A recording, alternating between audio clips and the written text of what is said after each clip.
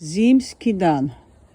Prvo je snigalo ili snigovalo, pa je počelo curit u noći i smrznulo se je. A sada je sve ledeno kad se od zgora smrznulo, a od zdola je snijeg. I to dica posebno uživaju kad je ovakača jako rijetko kod nas.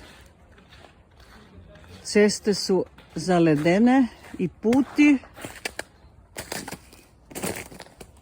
i čuda ljudi je upalo i si je ili ruku ili nogu potrlo.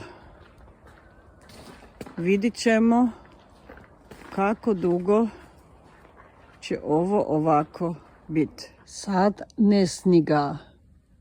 Sada ne sniguje. Od skora je led.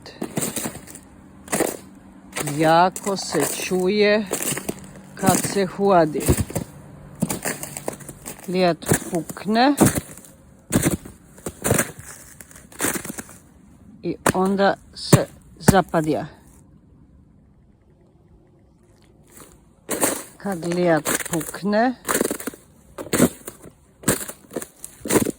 se zapadje. Ovako škripi.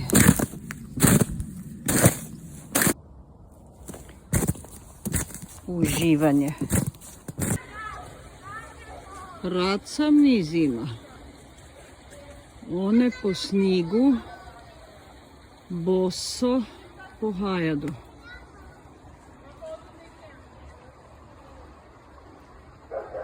One su bose, ali i mi zima.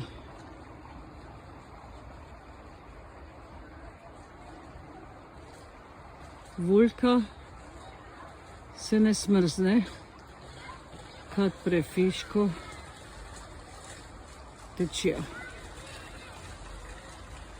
Curi